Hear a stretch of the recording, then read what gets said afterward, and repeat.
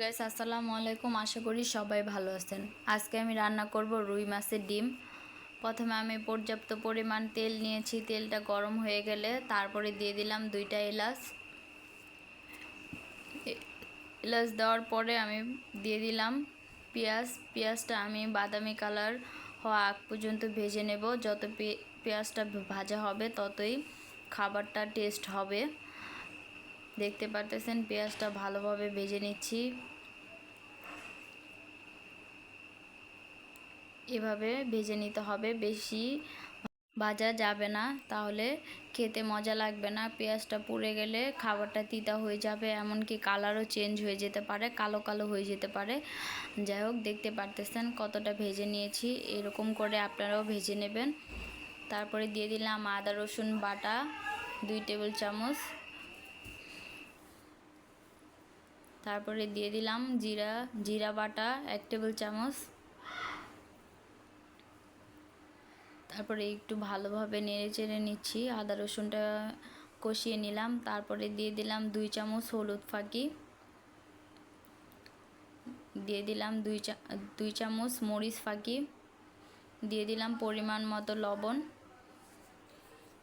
আপনাদের স্বাদ অনুযায়ী মশলা ব্যবহার করবেন। আমিও এই স্বাদ অনুযায়ী মশলা ব্যবহার করেছি। আপনারাও আপনাদের স্বাদ অনুযায়ী মশলা ব্যবহার করবেন। অনেকে বেশি কম খায়, আপনারা বেশি খেলে একটু মশলাগুলো বাড়িয়ে দিবেন, 3 চামচ করে দেবেন। আমি মশলা কম খাই, তাই মশলা কম দিয়েছি। তারপরে দিয়ে ভালোভাবে এটা কষিয়ে নেব। একটু কষানোর জন্য পানি দেব। পানি দিয়ে তারপরে এটা ভালোভাবে কষিয়ে নিতে হবে।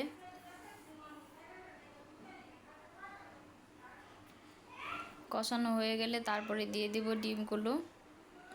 ডিম দেওয়া হয়ে গেলে ডিমগুলো খুরচুন দিয়ে এভাবে ভেঙে দিতে হবে, না হলে আস্তই থেকে যাবে, পেঁয়াজটা ডিমের সাথে মিশবে না। খুরচুনের সাহায্যে এভাবে ভেঙে দিতে হবে।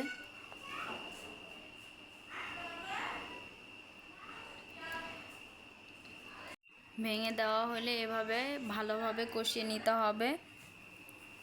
তারপরে কষানোর হয়ে গেলে তারপরে আবার কিছুটা পানি দিয়েছি। পানি দিয়ে আবার ভালোভাবে কিছুক্ষণ কষিয়ে নেব। এভাবে আস্তে আস্তে আপনারাও কষিয়ে নেবেন। ঢেকে দিলাম, প্রায় 5 মিনিটের জন্য ঢেকে দিয়েছি। 5 মিনিট পরে পানিটা শুকিয়ে গেলে দিয়ে দিব লেবু পাতা। আমি অফ ক্যামেরায় লেবু পাতাগুলো দিয়েছি, আসলে এই ক্লিপটা নিতে মনে নেই। আবার কিছুক্ষণ ভাজা ভাজা করে নেব। যত ভাজা ভাজা করা হবে ততই খেতে মজা হবে। তেল উপরে না ওঠা পর্যন্ত ভেজে নিতে হবে। দেখতে পারতেছেন। তারপরে দিয়ে দিলাম কিছু কাঁচামরিচ উপর থেকে। কাঁচামরিচগুলো দেওয়া হয়ে গেলে আবার কিছুক্ষণ ভেজে নেব এভাবে, যাতে ভিতরে পানি থাকলে পানিটা শুকায় যায়। এভাবে ভেজে নিতে হবে যাতে নিচে না লেগে যায়। বারবার খুরচুন দিয়ে লাড়া দিতে হবে।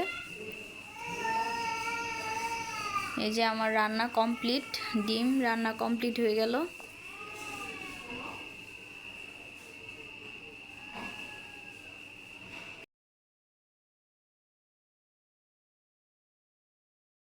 ভুলে আমি এই ভিডিওর ক্লিপটা নিতে ভুলে গেছি, তাই শেষে দেখাই দিলাম। লেবু পাতা দিয়ে এভাবে আপনারা রান্না করে নেবেন, তাই ভিডিওর ক্লিপটা সাথে দিয়ে দিছি। তার এই যে কমপ্লিট রান্না। এখন আমি এটা একটা পাত্রে উঠিয়ে নেব। দেখতে পারতেছেন কতটা লোভনীয় হয়েছে।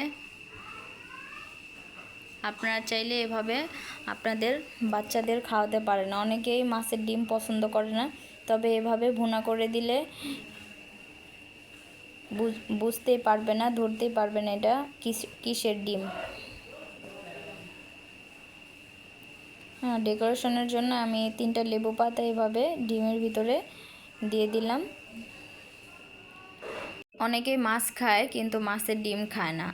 আশা করি এভাবে রান্না করলে কেউই বুঝতে পারবে না এটা কিসের ডিম। খুব মজা করে বাচ্চারাও খাবে। তাই আপনারা চাইলে বাচ্চাদের খাবারের সাথে এই পুষ্টিকর মাছের ডিমটাও দিতে পারেন। আজকের ভিডিও এই পর্যন্ত। আমার ভিডিওটি ভালো লাগলে লাইক কমেন্ট শেয়ার করতে ভুলবেন না। আমার চ্যানেলটি সাবস্ক্রাইব করে সাথে থাকবেন। ভিডিওটি শেষ পর্যন্ত দেখার অনুরোধ রইল। আর যারা আমার ভিডিওটি শেষ পর্যন্ত দেখেছেন তাদের অসংখ্য ধন্যবাদ। সবাই আমাদের জন্য দোয়া করবেন, আমি যাতে নিয়মিত ভিডিও আপলোড করতে পারি। আমার ভিডিওটি লাইক শেয়ার করে আমাকে উৎসাহিত করবেন যাতে আমি নিয়মিত ভিডিও ছাড়তে পারি। আজকের ভিডিও এই পর্যন্তই। আল্লাহ হাফেজ।